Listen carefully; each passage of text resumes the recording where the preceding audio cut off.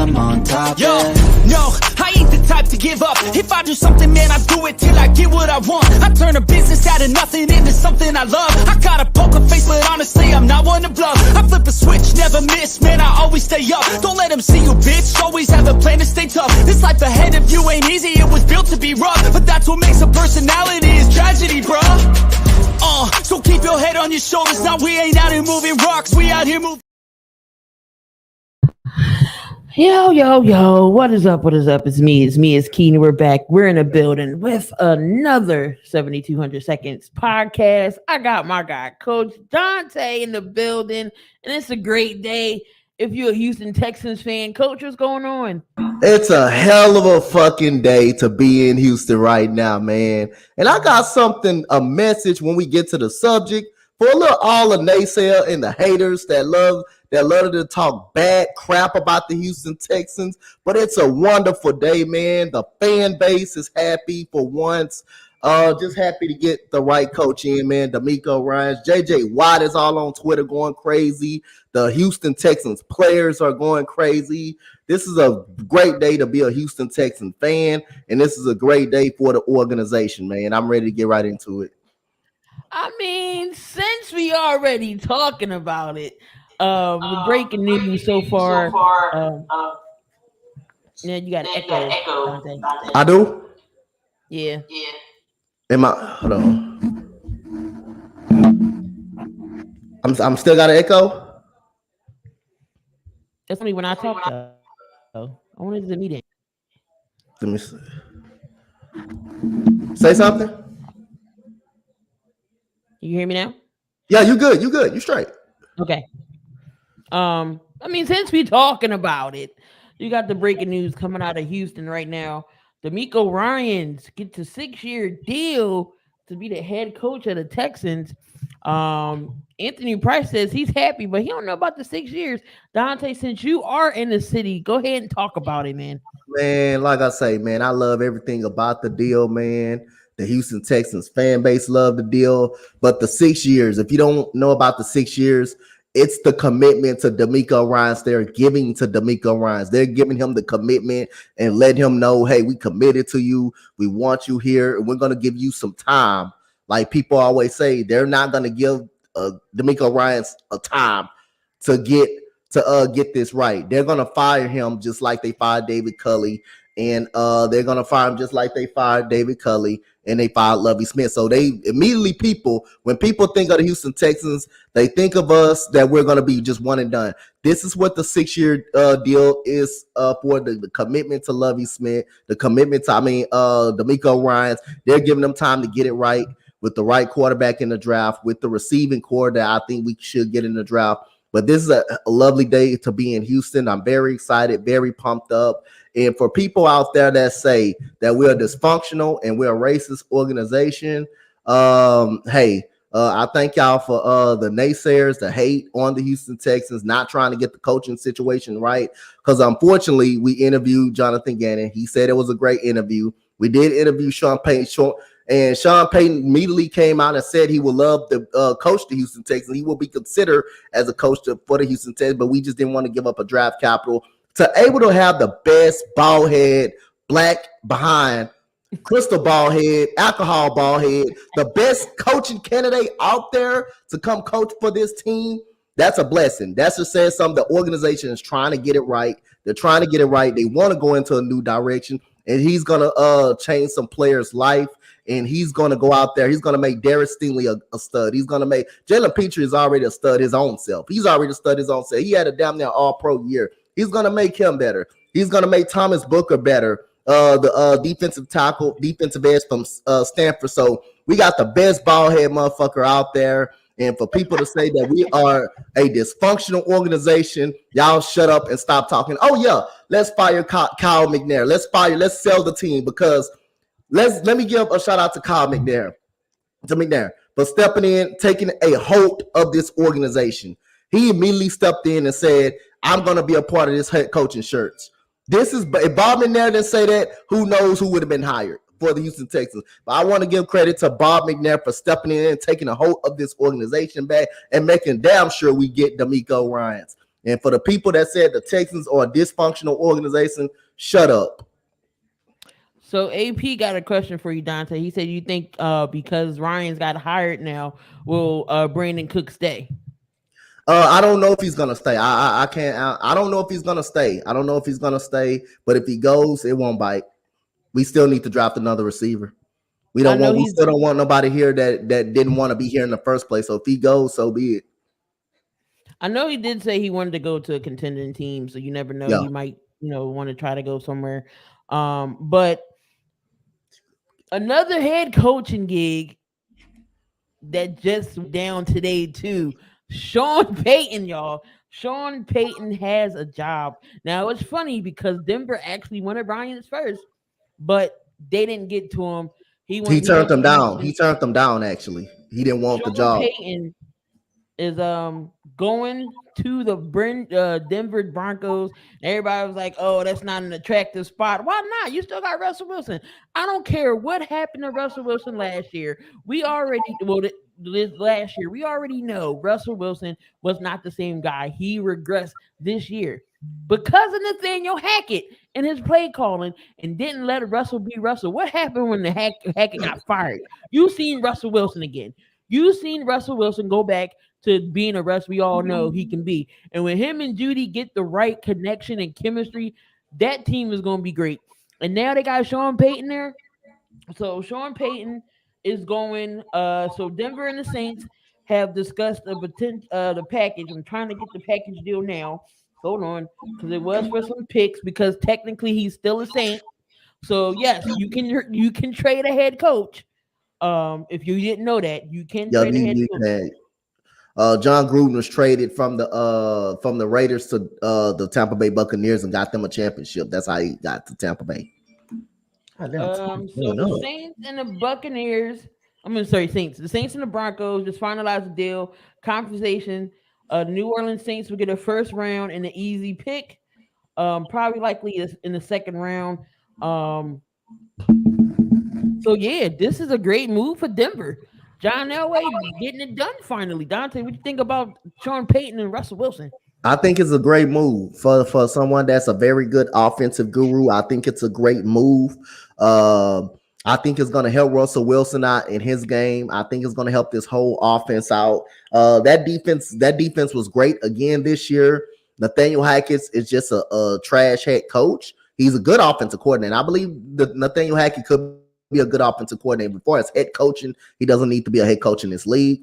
But this is a great move, even though they did have to give up some draft capital to get him, and the Texans didn't want to do that, give up no draft capital to get Sean Payton. I believe it's still the right moves for a team like Denver, who was desperate basically to get a head coach in there. And this was a bad head coaching hire from the start with Nathaniel Hackett. He showed you literally the first game that he wasn't gonna he's not a head coach. He's showing you all season long with his terrible offensive play call, his terrible clock management. And like I say again, this is a great move. I understand you have to give up some draft picks, you have to give up a little draft capital, but I still think it's a good move to go in the right direction with a Super Bowl winning caliber head coach and Sean Payton. And you got the skill players on offense to get it done. They got to stay on the field as well. They got to be able to stay on the field as well. This defense is already good. So we'll see where it goes from now. But this is a solid hire. I like the hire about Denver, even though Payton maybe not was their first option because they wanted in on DeMeco Ryans, and DeMeco Ryans said no because he was going to take the Houston Texans head coaching job. So again, they went back, they doubled back and went to Sean Payton, and Sean Payton definitely accepted the offer. But I like the move getting Sean Payton. So let me tell y'all what Denver has been secretly trying to do. So Denver, in the last few weeks, they zeroed in on DeMeco Ryans. They secretly tried to get Harbaugh from Michigan. Who's dysfunctional? Who's the one was dysfunctional? The Broncos was, not the Texans. Who's this? Now you talking about a dysfunctional organization. That's who you talking about dysfunctional, who tried to get every coach in the book and it didn't work. They tried to get Harbaugh from Michigan.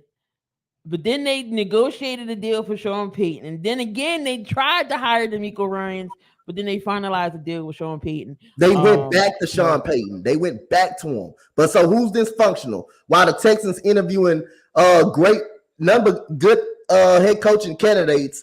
And if we were so dysfunctional, why did they want to interview? Why would they want an interview from us? If we were so dysfunctional, why would they want to come here and coach for us? Which is like I say, the Houston Texans all was keyed on DeMeco Ryans, and DeMeco Ryans wanted the job. He wanted the job, and that told you by Frank Warner's voice that he knew he was coming to Houston, and everybody else, the players from Houston, all of that were campaigning him to come to Houston. But who was dysfunctional? Was it us or the Broncos? I think the Broncos was dysfunctional at first until they got Sean Payton, and they knew they lost out on DeMeco Ryans because he turned them down. So they doubled back and went back to get Sean Payton and had to spend draft picks to get Sean Payton. While we got the best, like I said, the best bald-headed black guy out there, which is DeMeco Ryans.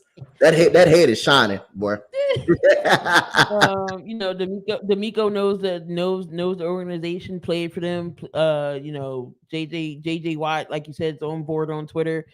Great teammate. Wife is from the area, so why not? It was just a perfect fit. And he's a defensive guy, so he'll definitely get that defense. Defense already has flashes, so he'll definitely.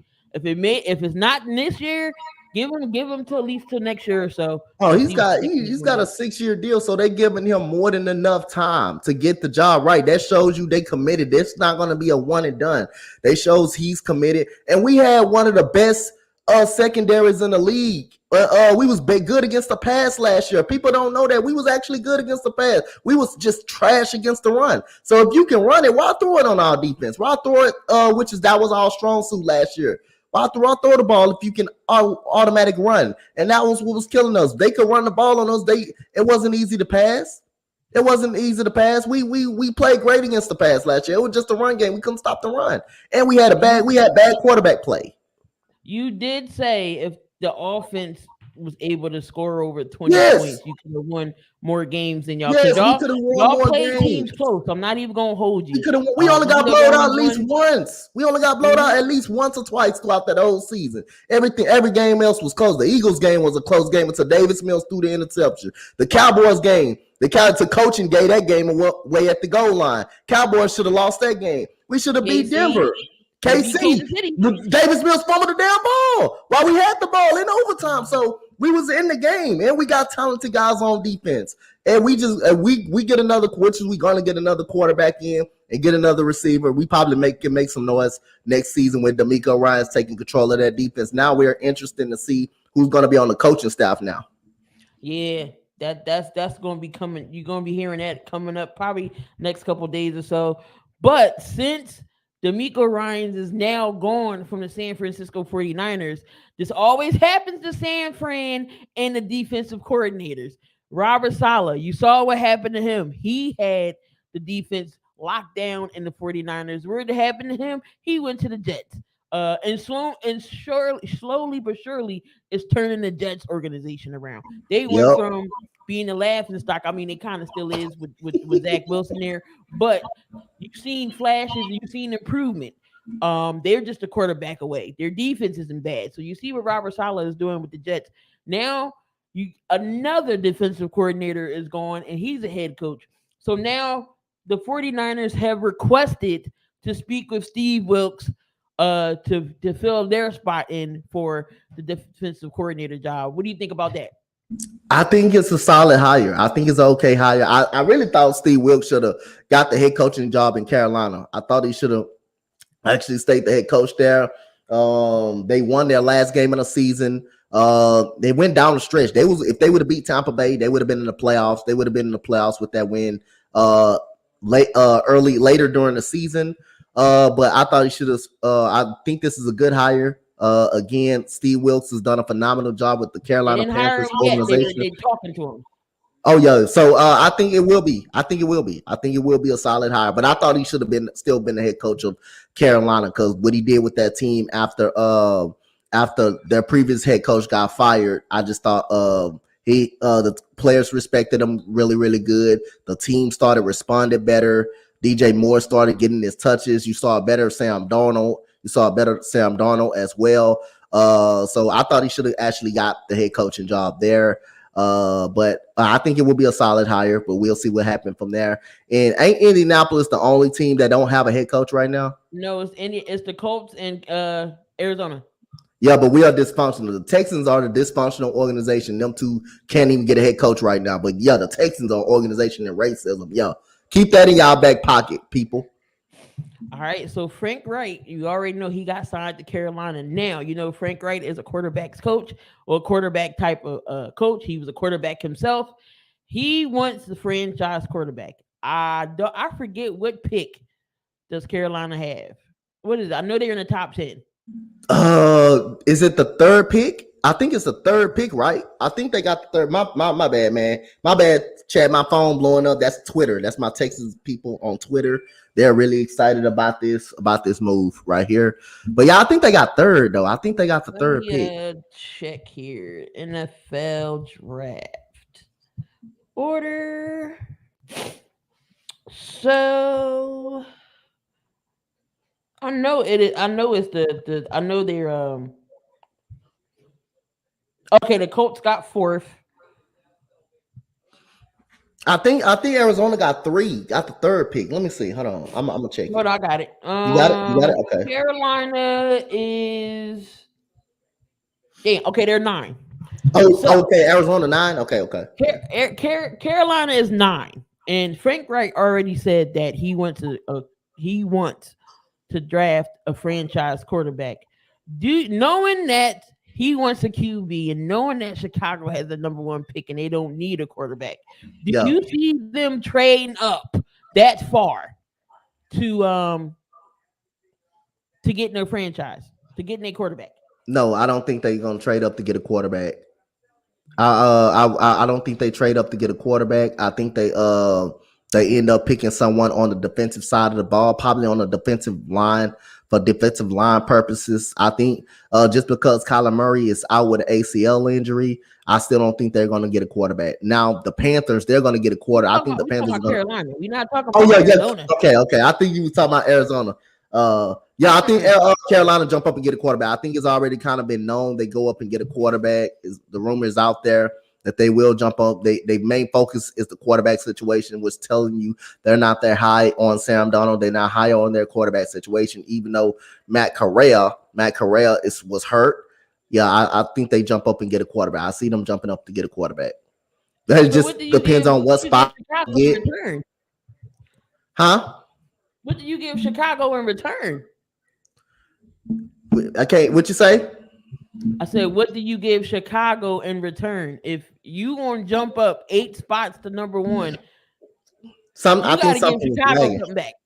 Something is lagging. Hold on. Okay.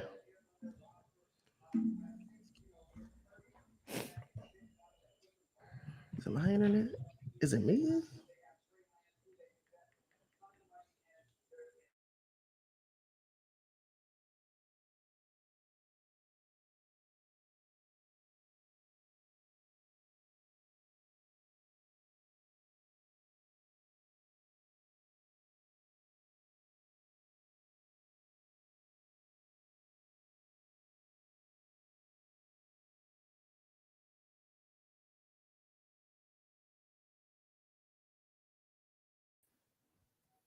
My fault, guys. We having some technical difficulties here. Can y'all hear me all right out there? Am I good until Dante comes back? But yeah. So what does Chicago? What is Chicago going to give back? What is Carolina going to give back in return if they want to trade Chicago for number 1? Who do they trade? So you got to get somebody in return. I know they said Brian Burns is off the table. They want to build their defense around Brian Burns, and Chicago needs defense. So if you want to jump up to the number 1 spot, Carolina, I'll trade you your number 1 for Brian Burns. There you go. That's a fair trade to me. So Chicago needs defense. They don't need a quarterback. I'll give you number 1 spot. You give me Brian Burns. That's a fair trade. You need a quarterback. You're going to take on a number one. Give me Brian Burns. Am I wrong? Tell me if I'm wrong. Tell me if that's fair or not. Oh, yeah, DJ Moore. That's another one. Knowing that Chicago needs a receiver. DJ Moore with Justin Fields, that's fair too. But you got if you want to trade a number one, you got to give me something in return. DJ Moore, Brian Burns. I can see DJ Moore. That'll be pretty good. That'll be good, pretty good. Carolina does have draft capital. No problem. No, that's definitely something that Frank Reich is going to look into in the Carolina organization, because Sam Darnold absolutely stinks. They already said they want to draft a QB. So I would see no problem with it. They're not trading anymore. That's true. Never know. He was on the trading blocks last year, though. I don't think they give up a player.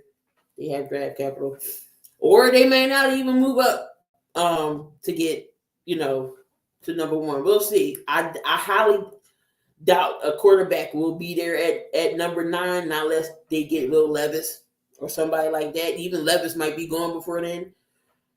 The Colts might take Levis. So I don't know any top tier quarterbacks that's going to be there in the first round. Levis, we all know Bryce Young and CJ might be going. The Colts might take CJ. Who knows? They got a lot. That's right. They did get a lot for Christian McCaffrey. So yeah, but definitely Frank Reich is he's gonna change that organization around too. Just give him time. Give him some more weapons. I know they had Laviska Shenault. They got DJ Moore. The running back was pretty solid. I like that running tandem they had. Chuba Hubbard. Panthers should just draft Hooker and sit him. Hendon Hooker, that's an option. I know he's coming off that ACL injury. So yeah, that could be some options for Carolina. So Sean Payton was Denver's third choice. Actually, they tried to get the D'Amico Ryans multiple times. They even flew to meet Harbaugh. And they end up pivoting with So Peyton wasn't even their first choice. Do you see Tennessee? I think Tennessee might draft another quarterback. Malik Willis totally isn't going as well as planned.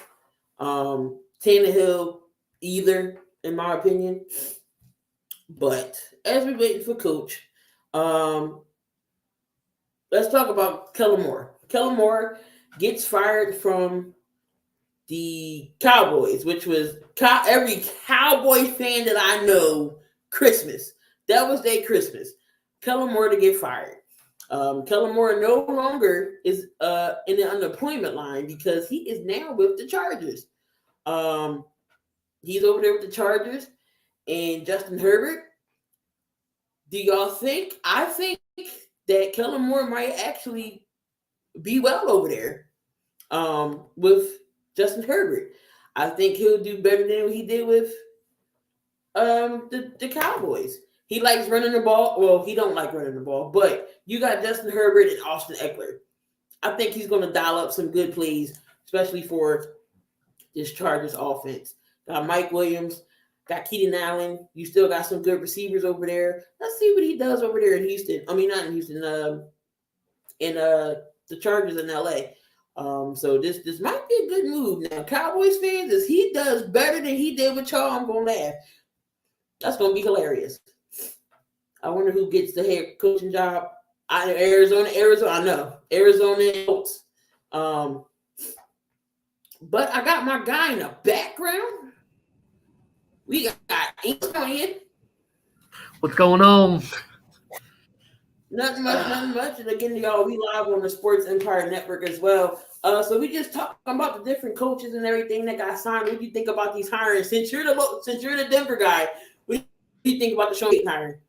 So, I mean, honestly, if we look at it from like a whole broad spectrum, in theory, we really just let go of a second rounder and Bradley Chubb, and we got Sean Payton in a third in response. So, I mean, if we look at it that way, it looks like a great trade. It just took 4 or 5 trades to get to this point, which is what I personally think a lot of people are upset about, because I'm seeing Twitter go halfway happy, halfway upset because they wanted D'Amico Ryans. And I can understand that. But there's also conflicting reports that apparently Denver went behind Ryan's back to talk to Harbaugh again, and he didn't like it. But I'm also seeing reports that Denver hasn't been talking to D'Amico Ryans or his agent in about a week now. So it's really hard to say where it's gone. But honestly, I think we got the guy that personally is going to be the best fit for Russell Wilson. And given the changes and everything, I feel like he's probably the best coach with the most expertise that could fill in that role the best.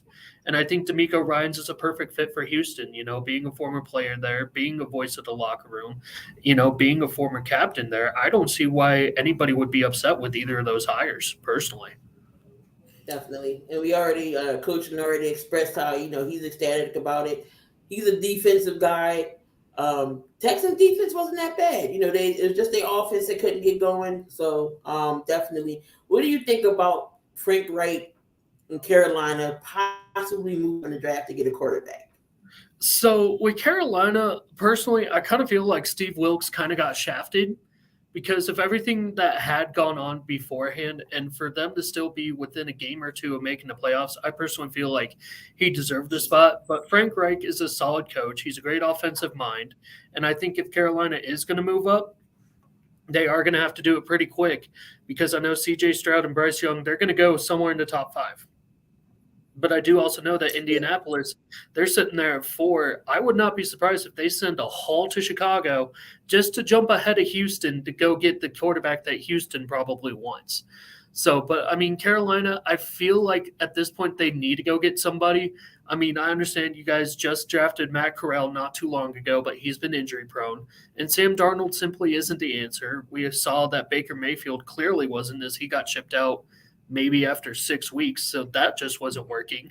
So I think all in all, I mean, I would think quarterback's got to be the way to go, whether it be the draft or in free agency. But I personally do think that Steve Wilkes, I think he got shafted. I really do. I really wish that he would have gotten a chance to stay, but I saw that he was getting some defensive coordinator opportunities elsewhere. So, I mean, I really hope that he finds himself into a good landing spot. He deserves it. Well, he's interviewing for the 49ers job. Yeah.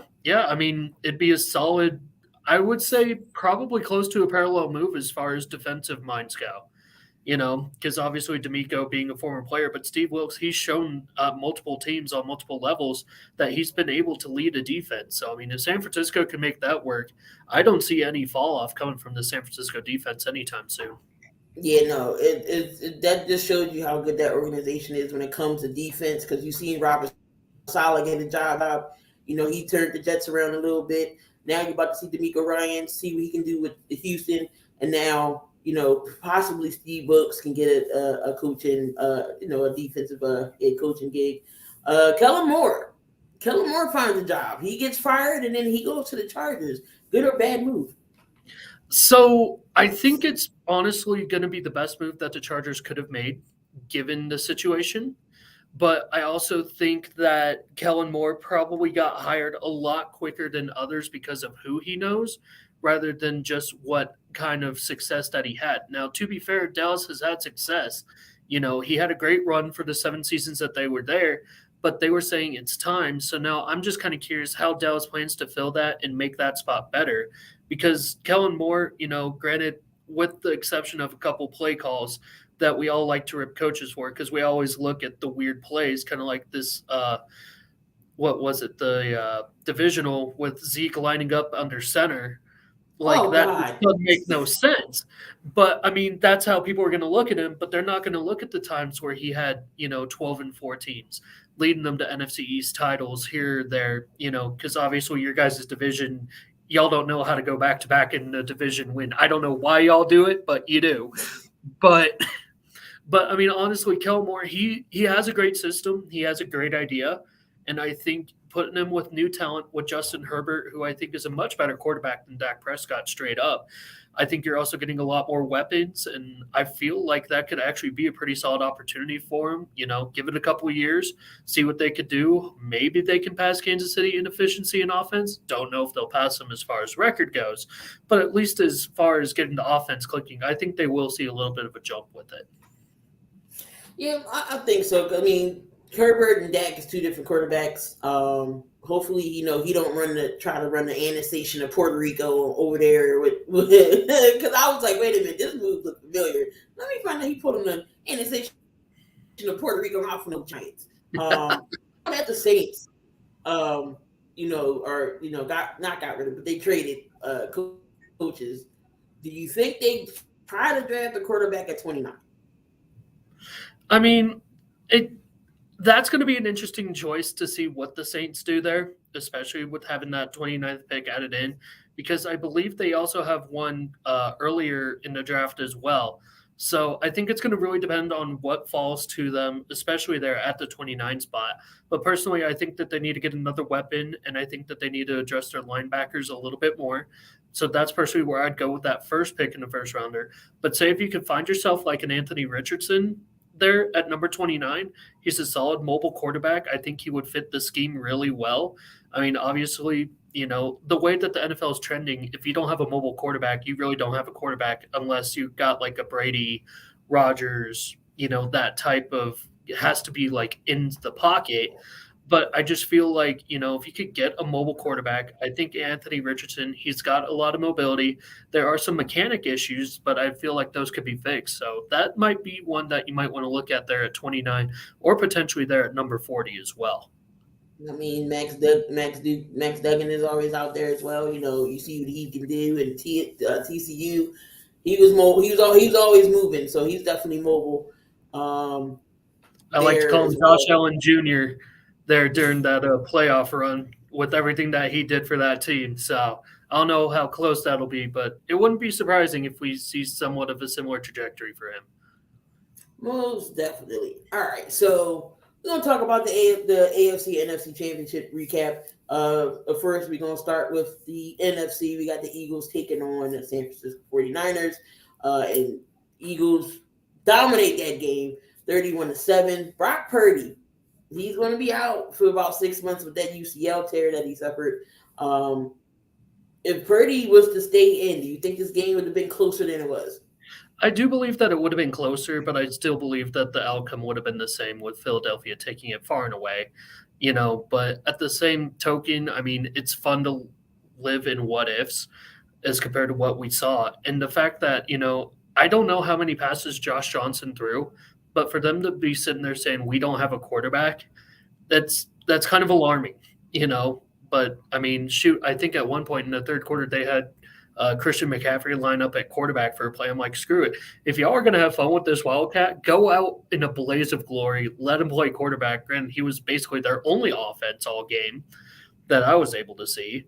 So, but I mean, no, Philly, that defense is something special. 78 sacks so far, third all time in getting to the quarterback. And I don't know how many more they would need, but I mean, Patrick Mahomes, he's going to have 2 weeks to recover with that ankle sprain. So I don't know how much you'll be able to get to him. I wouldn't be surprised if y'all get to him a couple times at least. But I just truly think that the defense was just too stout that day. You guys had every route covered as they needed to. I personally think even if you had Jimmy G in there, they might have gotten maybe 14, maybe 17 points. But I don't see them pulling all the way back. And then plus the penalties killed them. 10 penalties. You can't win games that way. I mean, I know that Devontae Smith catch wasn't a catch. It's just camera angle wasn't on. That's why Shanahan didn't go for it. That's why Smith was like, hurry up, because he knew he didn't catch it either. But, and they just completely shut down everybody. Kittle didn't really go off. Deebo Samuel didn't go off. Now, do you think Deebo's production over the season went down because he said he didn't want to be a running back? Now, that's like being all over the place in the slot, in the running game. I mean, running back. Do you think his production went down because he said he only wants to play quarterback? I mean, wide receiver? I can't think possible. bullish, but at the same time, I think the coach was going to use him however that he needed to be used best. You know, when he was moving around, I felt like he was honestly getting more open looks, and maybe it wasn't just him, but maybe more players on the team were getting open looks because the defense was so locked in on him. You know, you'd have to move him one way or another. That could shift an entire defensive look. So, I mean, you could go from a cover two shell to a cover one very quickly, just depending on where you had your guy lined up. But that's just me. But personally, I think it's better with them moving around, but that's me. Coach, you good now? Yeah, I'm straight. My bad. I forgot I had my iPhone. I used that as a hotspot to get back home. My bad. I forgot about that. I'm so goddamn excited. Go ahead. Just recapping that Eagles and the San Fran game, talking about how dominant the Eagles defense was, pretty much shutting down San Fran. So what you think about the game? I just thought the difference when Brock Purdy kind of went out. At first, it was the start of the game when Brock Purdy went out. I thought the 49ers was by the second quarter. I thought the 49ers was giving the Eagles a little trouble on the defensive side of the ball. I thought they were still giving the Eagles a little bit of trouble. Bosa was being disciplined. He was shutting everything down on the outside. And I really thought that secondary did pretty well. I thought the secondary did pretty well outside of probably the one play you gave to Devontae Smith, which was a drop. But, you know, when the commercial came on and when the game came back on, nobody knew that the ball was actually dropped after that. That would have changed the momentum a little bit. It was still 24-7 though at the end of the game. But when Brock Purdy went out and they couldn't throw the ball up the field. Josh Johnson couldn't be accurate enough. They couldn't run the ball. I thought that Philadelphia defense started dominating. And I just thought, you know, the 49ers in the middle of the second quarter self-destructed on penalties. They self-destructed on penalties. You had the face mask penalty. You had the illegal touching. You had the illegal contact on Dallas, the play on Dallas Goedert where you didn't need to grab them, and you had the hands to the face on the defensive lineman. I thought that those three penalties on that one drive changed the game. And right after that, you know, you decide to put Brock Purdy in. He clearly could not throw the ball. The Eagles wasn't going to let him run the ball to get back into the game. And I just thought it was you just got to get an Eagles. You just got to get an Eagles credit. They dominated. They did have trouble in the first half with the defensive line because the offensive line wasn't blocking as much. That was due to that San Francisco defensive line getting home. But as the game went on and on, the Eagles offensive line starting to wear down that defensive line for that front seven for the San Francisco, because they have to get back on the field because the San Francisco offense could not do anything. It wasn't like the Eagles offense didn't play great. They didn't play great at all. It was just San Francisco kept getting 3 and outs. They kept getting 3 and outs, and that wore down the defense. So at the end of the day, the defense was on the field too much, and the Eagles, you know, once they went seek blood, they go for it. They start running the ball with Gainwell, Miles Sanders, Jalen Hurts, and it wore down the San Francisco defense, 49ers defense. It wore them down. And they definitely couldn't stop them after that. Moving on to the AFC Championship game, we got Joe Burrow and the Bengals going up against the Kansas City Chiefs. Chiefs pulled this game off. You know, the Bengals had some blunders. They could have won this game. Ian, I'm going to start with you. The Bengals had this game, in my opinion. They could have won. That costly flag at the end is what killed them. Talk about this game. Yeah, no, honestly, you're right. I mean, the Asai penalty there at the end did absolutely deflate them. But, you know, I would feel remiss if I didn't bring up the whole reffing situation, because it is alarming when you have analysts hired by the NFL to be your senior leaders in news and everything of that nature saying that this game was rigged, that there were a bunch of missed calls, things of that nature. And then earlier I was seeing a tweet saying that Ron Torbert, who was the head official, is now under investigation because his brother placed a massive bet on Kansas City, and he was the head officiant in the game. So I don't know how true that is. I'm still looking into that. But if that's true, that could be huge as well. But I do think Cincinnati, at times, they do feel like, they were in control.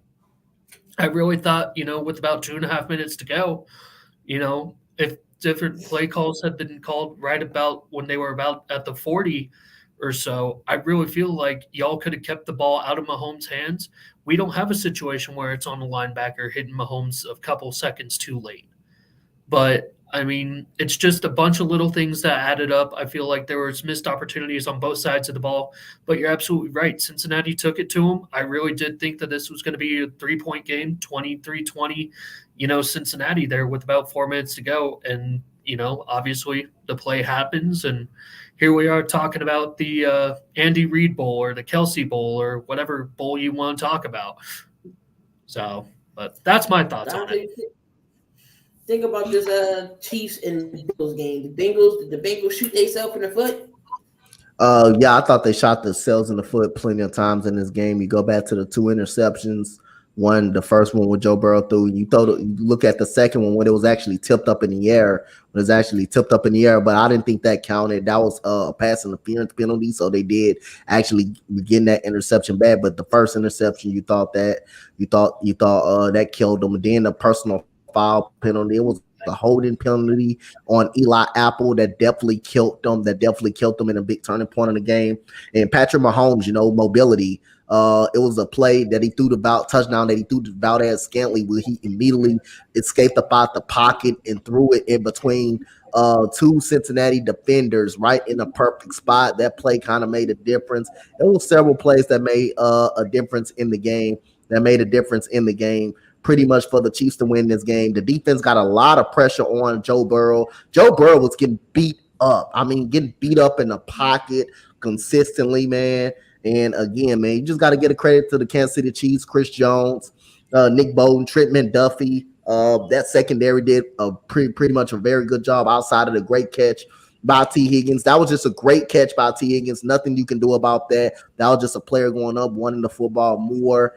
But Kansas City Chiefs defense kind of frustrated the Cincinnati Bengals offense pretty much, and the offensive line was just getting taken to school by Chris Jones and his defensive front. So you just got to give credit to Kansas City. This was a solid ball game. Joe Burrow was able to bounce back, take some shots like he did against Tennessee, but obviously those shots kind of wore down on him, and that costly penalty, kind of killed them, sealed pretty much the deal.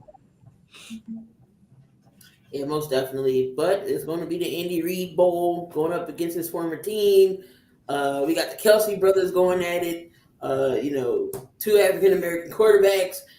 I mean, this is a history game in itself. We're not going to go too far in depth because I want to save that maybe for next week or closer to when the Super Bowl comes. But y'all predictions now. Who y'all got? Oh, God. If I got to pick right now, Philly by 4. I think it's going to be I think it's going to be 27-23 Philly if I had to pick right now. I have to go Philly. 28-24 Philadelphia by a touchdown. Yeah, I think it's going to be close. It's going to come down to it. I honestly think that the Eagles defense can get to Mahomes. I really think they can. I know they have a good offensive line. Mahomes don't get sacked that much, but they haven't seen the defense like the Eagles. So I mean, we'll see. And then vice versa. We got a good offensive line. See how their defensive line is against our offensive line. It's definitely going to be special. Definitely going to be a good game to see. There's rumors. Don't know if it's true or not, but Aaron Rodgers possibly could be on the move. I know he was talking to Pat McAfee about it. Do y'all see Aaron Rodgers going anywhere? I think if the Packers were smart, they would make the move sooner rather than later. I feel like at this point, what your ceiling is with Aaron Rodgers. I also feel like you could try to save yourself $50 million in cap space by moving Aaron Rodgers, saying if if the Jets would be willing to take on that contract, which seems to be the, I guess, betting favorite of where he would go if he were to be traded, kind of following a Brett Favre-esque type career arc at that point. But honestly, because I know Rodgers was saying, okay, yeah, they're making all these decisions without me. Well, that's their job. They're going to do what's best for the team long term. So personally, I think, if you can move Rodgers and that other team's able to eat that entire contract, you're freeing up about $50 million that you can use in cap space. You got to see what Jordan Love is at this point. He's been sitting behind Rodgers for so long. When he came in, he actually looked semi-efficient. I'm not saying that he's going to be the next Aaron Rodgers, but at least he looked serviceable. And that's pretty dang good for an NFL quarterback nowadays. So, you do that. You shore up the O-line a little bit. Maybe you sign Lazard to that wide receiver 1 contract. Maybe go get a solid number 2, fix a couple of little holes on the Packers deep. But again, that $50 million comes in big time, especially when free agency comes around. Because without that $50 million, Packers are just going to stay the same as where they are right now. Thanks. Coach? I think is over. I think Alan Lazard won't return to the Packers. He already admitted right after the Detroit game he's not going back to the Green Bay Packers. So that's a receiver they're going to lose right there. And like Ian said, if you're smart enough, you let Aaron Rodgers go. You figure out what Jordan Love is. And it's safe to say Jordan Love, if they decide to keep Aaron Rodgers next offseason, I'm asking out, man. I don't want my career wasted as a backup, not getting the opportunity to play on the football field and see what I could do. If I'm Jordan Love and they are keeping Aaron Rodgers a part of this organization, I'm gonna ask out. I will actually ask out, but it's the right move. It's the right move to make.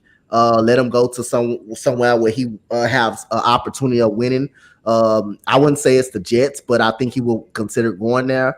Probably, the Raiders. The Raiders will have an opportunity, to get him. I think that's another team that could really get a quarterback because, again, are you sold on Jarrett Stidham being there, even though he's been in Josh McDaniel's system pretty much his career? Are you really sold on him being a starting quarterback in the league? But we still see. But the right move is to get Aaron Rodgers up out of there and see what Jordan Love has on this team. Yeah, like Jordan, Brett Favre came in. Brett Favre was there, and Rodgers sat behind him 4 or 5 years. Now roles is reversed. Aaron Rodgers is in. You sit Jordan Love. You move up to get a Jordan Love. So why not see what Jordan Love do? Because he didn't do bad when he was out there. He didn't do that bad.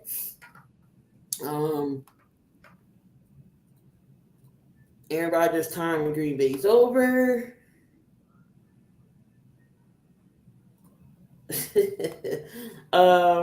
Yeah, most definitely. So we got 3 big questions facing with the Chargers. I think since the offseason is coming, we're gonna pick divisions to see what needs to be done and moving forward. So we're gonna start with the AFC West division. So 3 biggest questions with the Chargers. Herbert's deal. Do you pay Herbert per break period? Does Justin Herbert get a payday? Yes. And if the Chargers don't, they are absolutely out of touch with the league. Herbert's still probably the top 5, maybe top 6 quarterbacks in the AFC. You're going to need a quarterback of that caliber, and especially at that age, to have some kind of competition there in the AFC West, because we all know Mahomes is sticking around for another 9 years. In Denver, I might be a little bit biased, but we can't be any worse than what we were this year. The Raiders, the Raiders, if rumors are true, there's a certain TB12 that might be coming to town. So they're going to need weapons. They need a solid base there at quarterback. Herbert has done enough, in my opinion, to earn that contract. Maybe not on Mahomes' level or Lamar's as far as, not winning awards or Super Bowl or anything of that nature, but he has become the face of that franchise. I would pay him in a heartbeat. I absolutely would. I think Chargers fans would be ridiculous if they said no. Dante, does Herbert get to his extension? Pass. That's Yeah, not me even a too. question. No. That's not even a question to me. Well, whoever let Herbert don't pay Herbert, they need to be fired from the organization. If you don't pay this man, they need to be fired if they don't pay this man. If Brandon Staley does not make it to the playoffs or nowhere near or some type of turnaround, is he going next year? Yes. Staley should, yes. Yes. Should have been going this year, but he should have got the pink slip he should have got the pink slip when that clock hit 0. They should have pulled a Herm Edwards right on the field and fired him. Because there's no way you let the Jags come back. You up 24 points. But anyway, how's it going to be now that Kellen Moore is running the show with the offense, please? You say what? How's Kellen Moore going to do with the offense? I think he's going to probably be the same. He's going to let Justin Herbert be Justin Herbert. Yes, Austin Ekeler is going to get his numbers. I think this offense is if Keenan Allen and Mike Williams can stay healthy, that receiving core hasn't been able to be healthy either. If they can all play together too, I think this receiving core and this offense should be at least better than what they were last year. So Kellen Moore has a better offense, than he had in Dallas, with better weapons and a better talented weapons. I think he just not need to be too conservative. He got the right quarterback for it. He got the right running back. You would call Austin Ekeler probably a top 5 running back in the league that can catch up out of the backfield and also run. He didn't get the opportunities that he supposed to gotten in the playoff game, but Kellen Moore is not. He should not be so conservative now that he got the quarterback and he got the weapons. But only it's gonna depend if they can stay healthy. This team has to stay healthy, man. If this team can't stay healthy, they can be in trouble. And that's one of the things that hurt them, this offense, throughout the years and limited them because of the health of their wide receiving core and the health of the Chargers of not being healthy. So if Mike Williams and Keenan Allen can somehow stay healthy and stay on the field for at least 16 games this year, then you can start seeing the truth of this offense coming out, this high-powered offense coming out. But Kellen is going to be on Kellen Moore and Coach Staley to make this happen. But the players on the field got to be healthy. The players on the field has not been healthy. So what about the defense? We've seen on paper Darwin James, J.C. Jackson didn't really play. Bosa stayed getting hurt, but he came back. Khalil Mack was the only healthy person there. Right, Callahan was okay. What did the Chargers defense have to do to be that elite defense?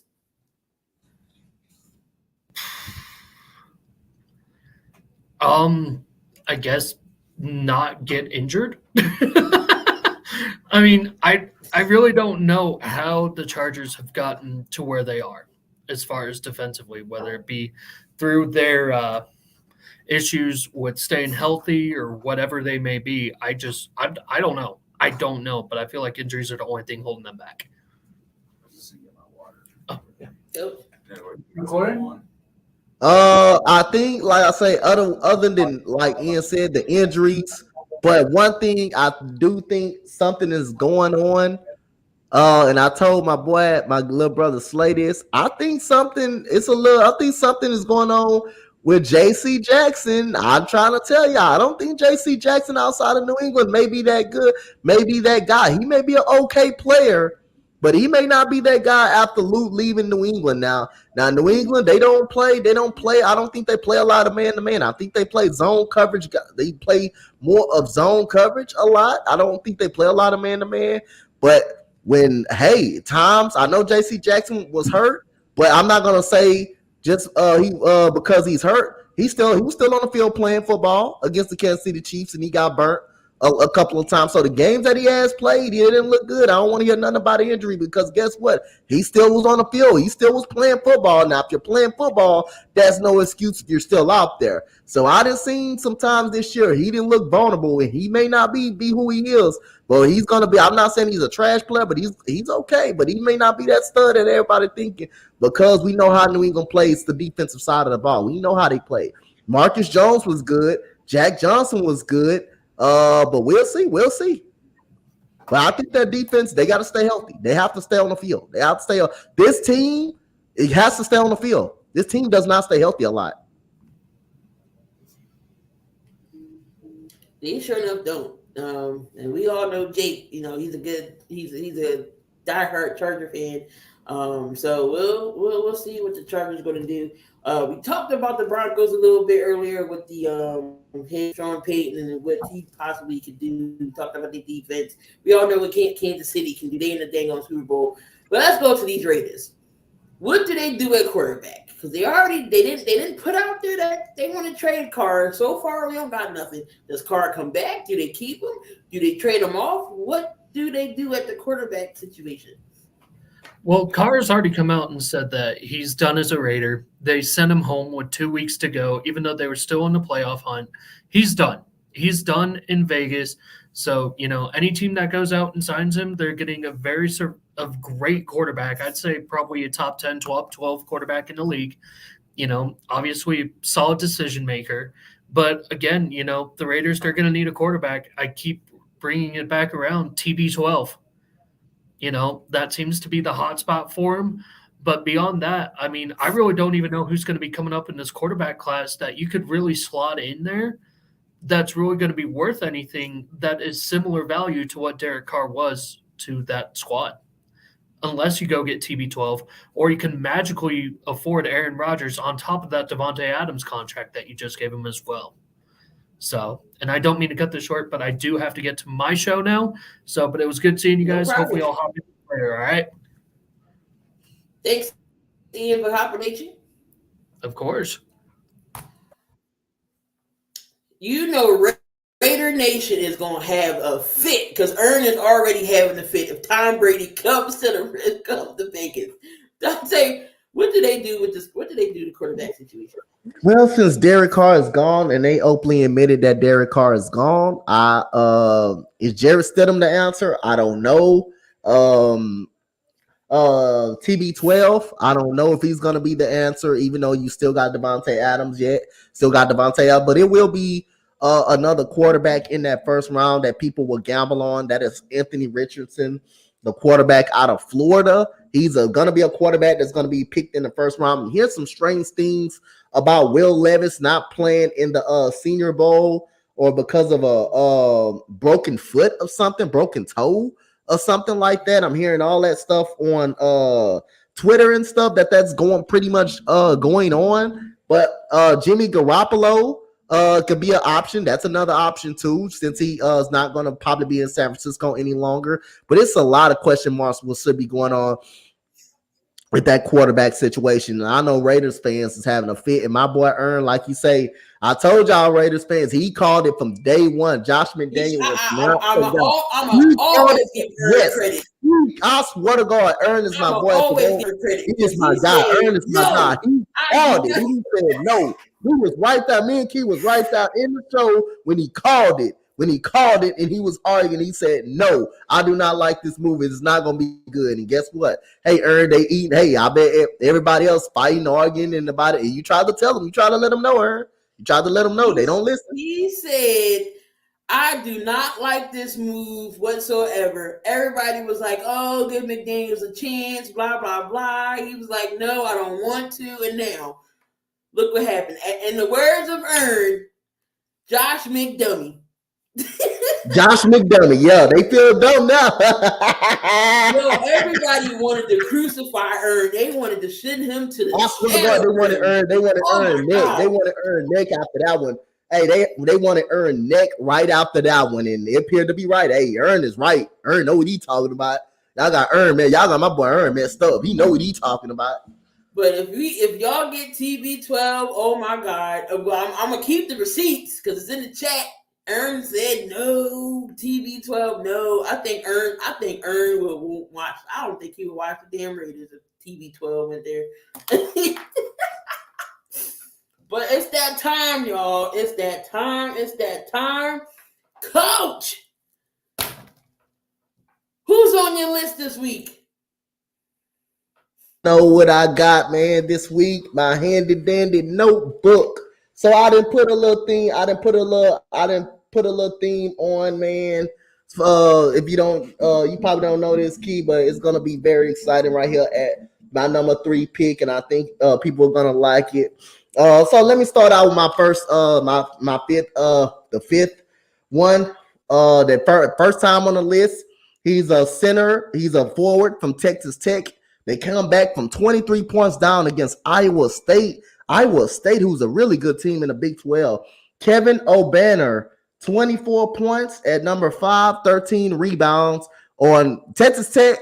They were 0-8 in conference play, and they beat one of the best teams in the Big 12 last night. They were 0-8. They were 0-8 in conference play, and they come from behind 23 points, and Kevin O'Banner was a big part of that one from last night. Win over Iowa State. Thank you so much, Kevin O'Banner, because y'all helped Texas get up to the top of the Big 12 with that win against Baylor. Thank you so much, Kevin O'Banner. You definitely contribute, so he deserves to be on this list at number 5. First time making the list. The number 4 on my list. It was a great game between LSU ladies and Tennessee Volunteers ladies last night. And we got the veteran who's gonna probably, I don't know if she's gonna be in the WNBA draft, but she is a vet. Her name is Lexis Morris. Lexis Morris, LSU guard, 31 points, 3 assists, 6 rebounds. Definitely, Angel Reese did have a double-double, but Lexis Morris was the deciding factor of that game yesterday of beating Tennessee, Tennessee had a tough schedule.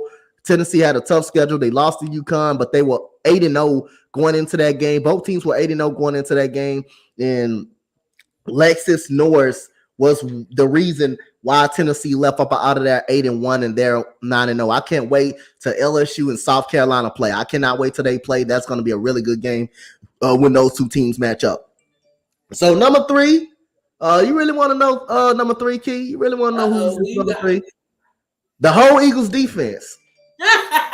I put the whole Eagles defense at number 3. You put the whole defense. I put the whole team, the whole Eagles defense. They deserve it because 31-7. Yes, Brock Purdy went up out of the game, but he played in the game, but he just happened to get hurt. Nobody wished no injury on anybody. Nobody knew that was going to happen. But this Eagles defense, giving up only 7 points to this offense, completely shutting the 49ers down, hurting 2 quarterbacks, taking out 2 quarterbacks. This Eagles team and this Eagles defense deserve to be at number 3. And I know that was shocking, but yes, a team can go on here, and especially if you play great and you play lights out, especially on the defensive side. Yes, you on my list. Number 2, and this is gonna be sadly, but again, it's gotta be, if someone's gonna be number 1, and it's gonna be a great one I pick. Joel Embiid is number 2, but if Joel Embiid is number 2, something is better. That means something performance is another better. It's probably better.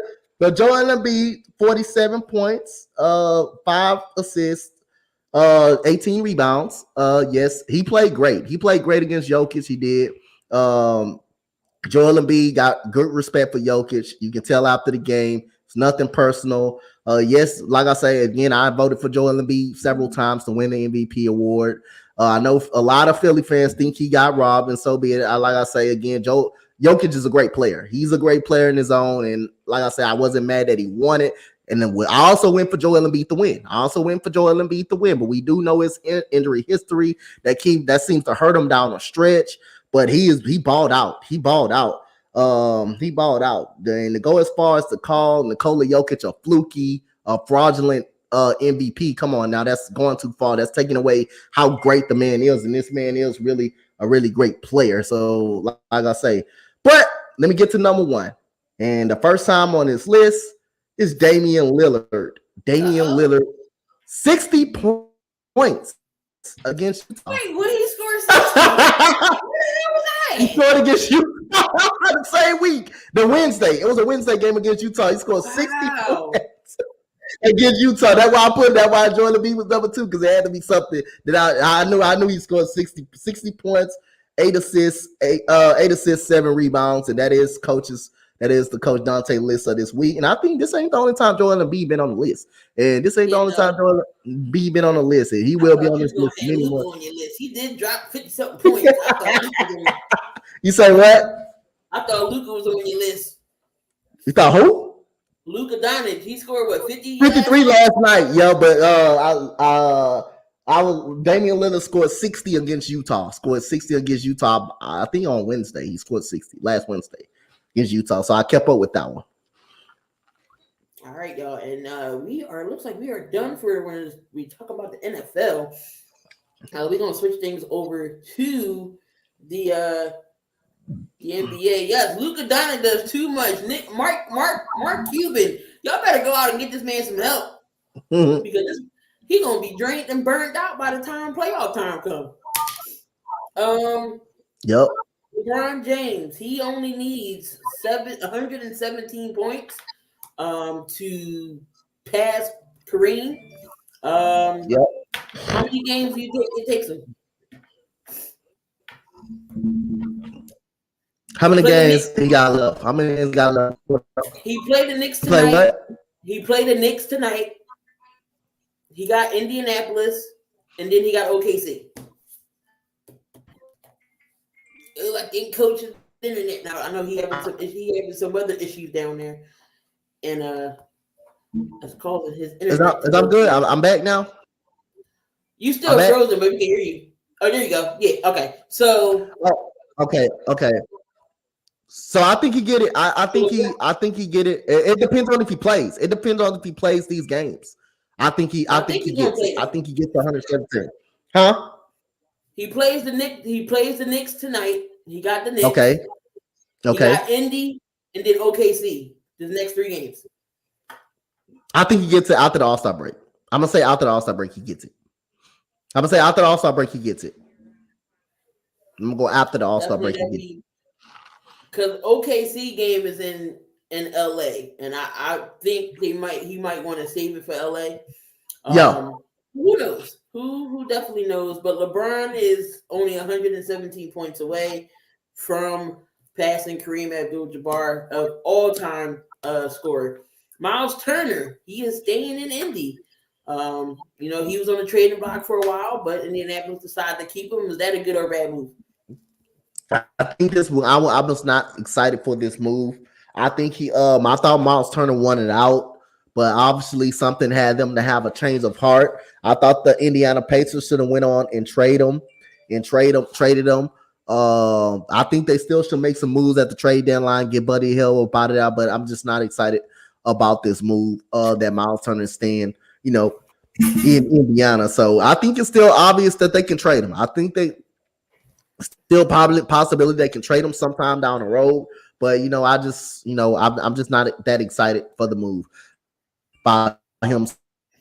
Should have just went on and traded him to somewhere better. I thought he should have just moved on. But something enticed him to stay. But we're gonna see how the deal works out. All right, so trading deadline's coming up. Of course, the All-Star game. We're gonna talk about that. But which title contender most needs to make a move at the trade deadline? I think the Miami Heat. You talking about title contender, right? I think Milwaukee. Milwaukee can use one guy on their bench. Now I'm not gonna call the Sixers title contenders, but I think they need someone coming off the bench. I think they need a little more help. I think they need a little more help coming off the bench. No way. We should have lost to the damn Magic last night. 20 points. Y'all was up about 20 points and lost to the Magic. We was up about 20 and lost. Oh my goodness, y'all were about 20 and lost. Golly, I didn't know that.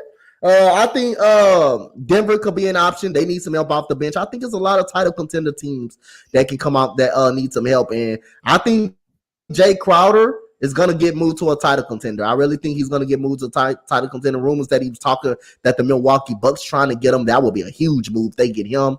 I think Eric Gordon is going to be out there. I'd gladly take him over PJ Tucker.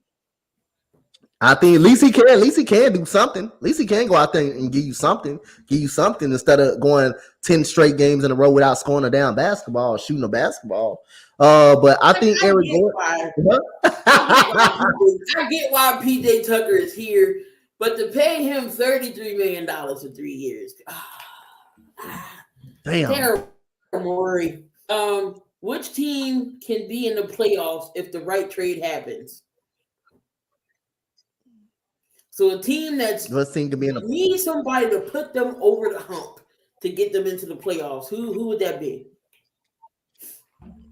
Miami. I think Miami. If the right move happens, I think Miami can be in the playoffs. I just love Miami. I just love the culture that they got set.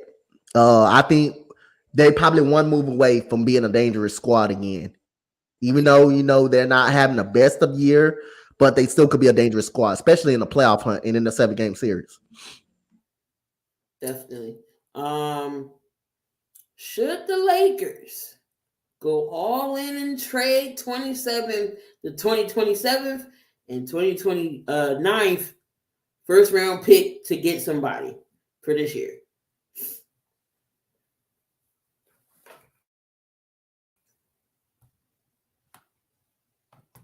Oh, coach is laggy.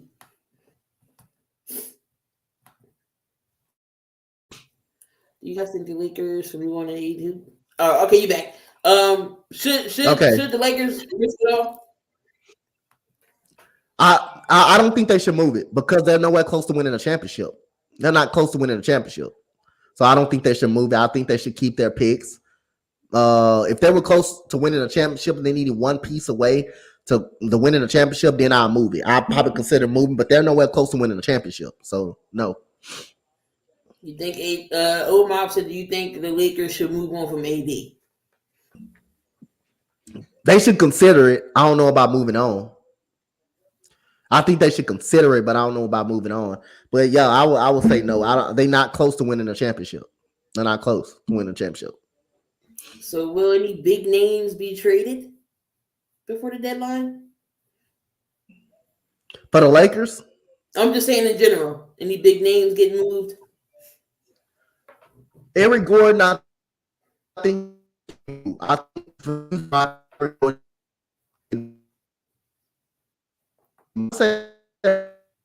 gonna say OG and OB. I think it's a strong. I think you say what? I care about Eric Gordon. He like pushing 40. Hey, he can help out a title contending team though. He can help out a championship contending team. He can definitely come off that bench, still put it up, put the basketball in the basket. But I say Pastor Siakam and OG Anunoby. I will say those two could possibly get moved. Those are the big things that could possibly be moved. All right, so let's talk about the All-Star game here. The All-Star game, they're going to pick the players the exact same day of the All-Star game, which is really weird, different. I just wish they can go back to the way it used to be, West versus East. Like, why do we got to have team captain and all this other bullcrap?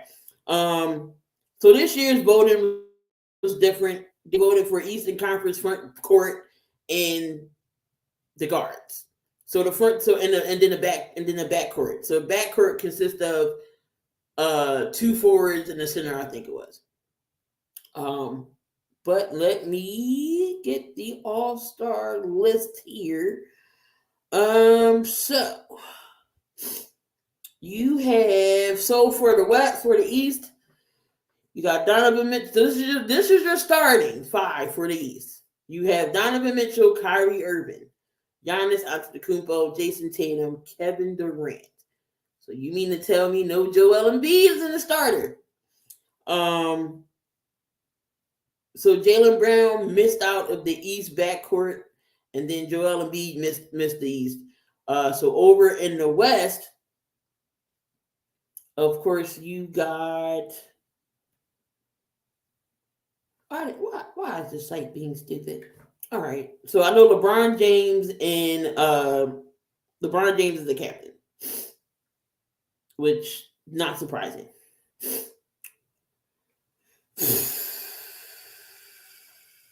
Where is this list at?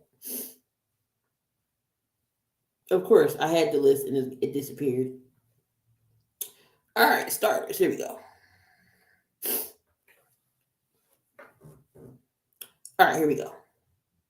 NBA.com. Here we go. All right, so starting for the West, Stephen Curry, Luka Doncic, LeBron James, Jokic, and Zion Williamson is for the West. Now,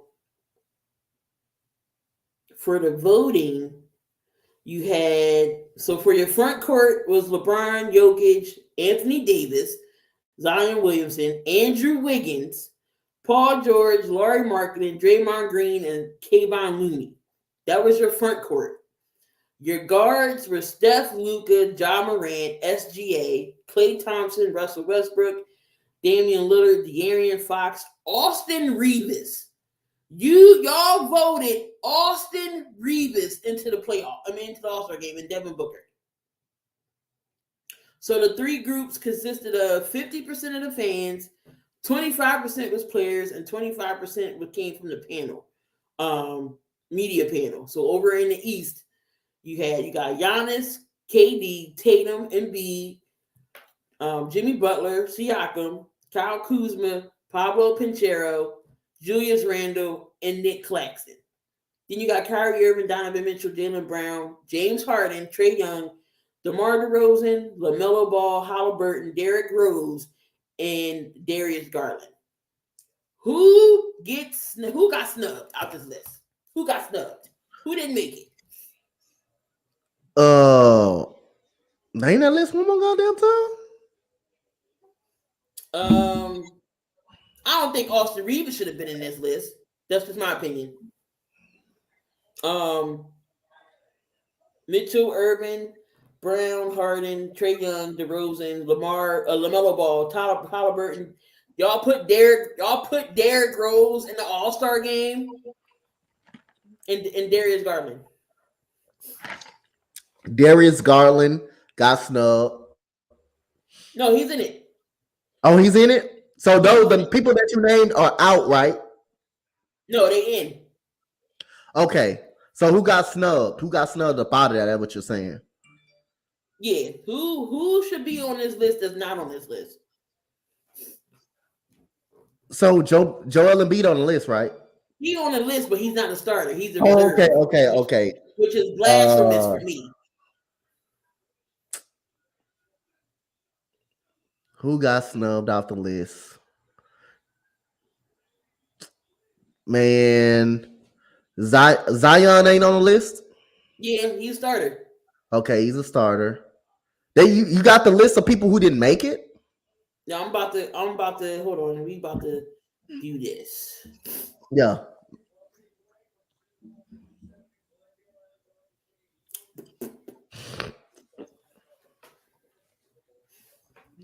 Not hating on Zion, shouldn't be there. In my opinion, he missed too many games. All right, so who got snubbed from the All-Star game? So, well, Joel Embiid didn't get snubbed. He's just not a starter. He's just not a starter. He's in the All-Star game, but he's just not a starter. Sabonis. Okay. Who else? I mean, did Shea make it?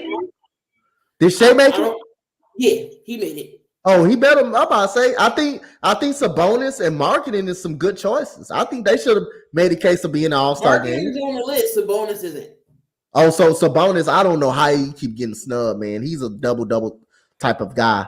Sabonis is a double type of guy. He should have got in. He should have been in the All-Star game. He should have got in. So let's see. Halliburton's in. SGA's in.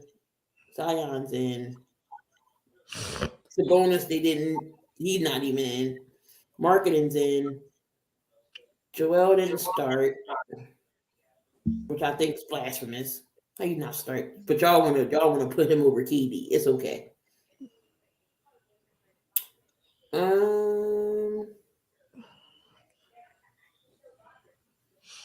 Tyrese Halliburton in?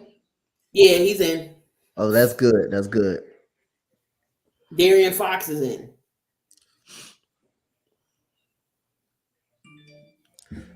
So Devin Booker is in, right? Booker's in. Or is he Booker's not? in. Okay. Y'all got Kyrie starting now? James, look, Harden even. Harden even made the All-Star. All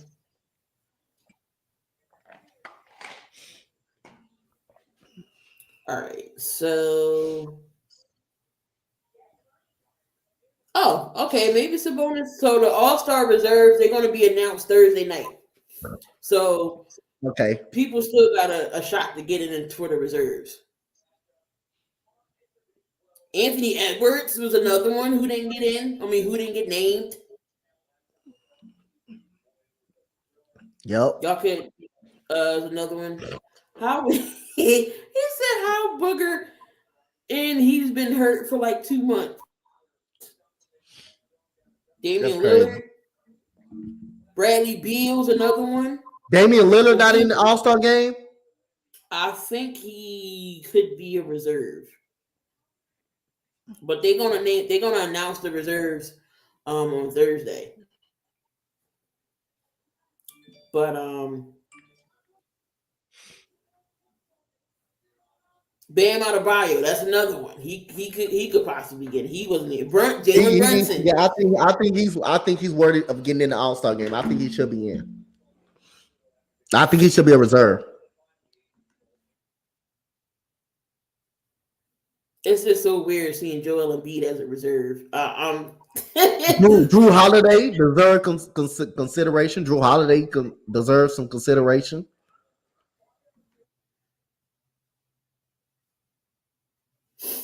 All right, so there's your All-Star list. It's going to be interesting. That's all I'm saying. You already know ain't going to be no defense being played. Ain't going to be no type of defense being played. We're going to talk about a little bit of college, but this is coming from basketball, football as well. Before we wrap things up here, because we're on the Sports Empire Network, and at 7:00, the Big Three podcast is coming on. So Dante, talk about Purdue being the best in the country for the men's right now. Hey man, they're a great team, man. Purdue is an awesome team. They got one of the best centers in the nation in Zach Edey. They got a good guard play. They have good guard play as well. They're the best team in the country right now, but I wouldn't pick them to go far in the tournament because they always lose a Sweet 16-ish type of range. But they're a good team, man. They deserve to be number one. They got great guard play, but they are led by Zach Edey, a great center as well. What's good, Ronnie G? And Aaliyah Boston, we all know how dominant she is in South Carolina. But she has one more year of eligibility. She could stay or she can leave. If she stays, how would this benefit her? That's a question. She don't need to stay. She need to come out now. She needs to come out now. Come on, man. This would be like you would be playing college kids. You'll be grown playing college kids. You already grown as you is. But come on now, Leah Boston, make the right decision and go to the WNBA, where you probably be the first overall pick in the draft. You're ready for the WNBA right now. Don't waste your time staying in college and get hurt. And now all of a sudden, you got to reset. You got to hit the reset button. Come out of college now, Aaliyah Boston. I'm warning you, come out of college now and go to the WNBA after this season.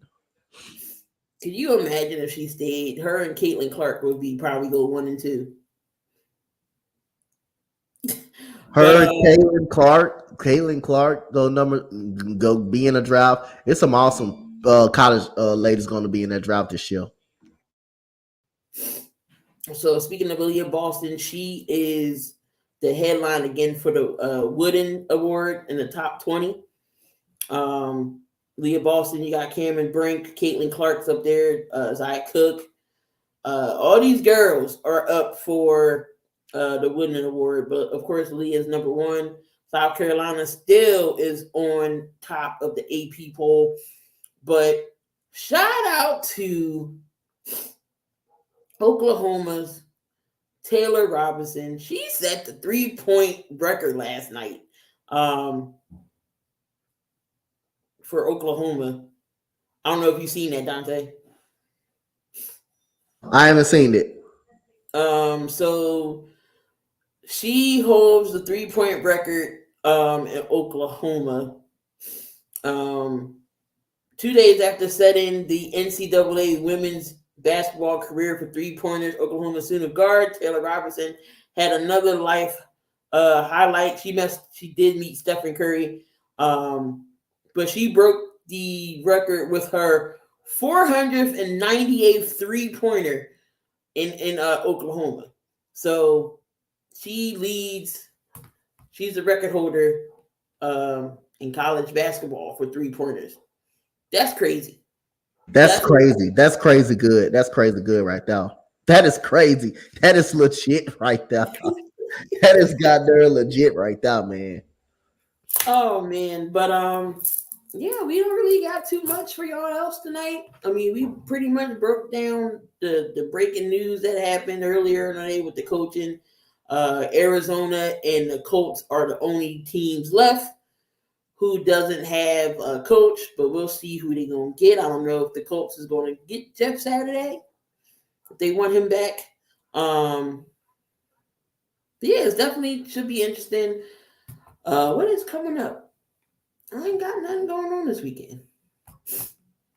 I ain't got nothing going on. Well, you know, Coach always got something going on. He's always doing some type of play-by-play with something. But you got anything else to say before we get on out of here, Coach? I'm happy that we got our head coach. We got our head coach, D'Amico Ryan's been some good news, in the NFL, and it's just been even we got the Super Bowl coming up. It's getting hotter and hotter in the NFL season. Trade deadline coming up for the NBA. We still got free agency going on in the WNBA as well. So we have a lot of news. I forgot Candace Parker went to the Aces. Yep. Candace Parker went to the Aces. Brianna Stewart could be going to the Liberty with her and Courtney Vandersloot. Watch out for there. Watch out for them. Them two been trying. I think them two been trying to play together as well. So watch out for Courtney Vandersloot and Brianna Stewart. Where if it's in Seattle or somewhere else, I think those two gonna pair up somewhere else. But yeah, man, it's an interesting week going on, and like I say, shout out to everybody, the supporters that's coming out to watch us. Me and Key, we on the 45th episode, man. We 5 more episodes away from the 50 mark. Hey, we halfway, man. We halfway there. We are halfway there. Yeah, maybe at the milestone, we might give out some 7,200 or something like that. But it's been a long journey. We almost there, halfway there. But there you have it, guys. Another show is in the books. For myself, Key, Coach Dante, as always, here. Appreciate each and every one of y'all in the chat. Definitely, we love y'all. We appreciate y'all. Y'all hold us down. Again, we love interacting with y'all. Come back next Tuesday for another episode of 700 Seconds. And see who's number one on Coach's list. Who's going to take Damian Lillard's spot? Who's going to take the spot? But we see y'all. Love, peace, and hair grease. Don't do nothing I wouldn't do. If you're going to do it, make sure you do it safely. We're going to get on out of here. Peace.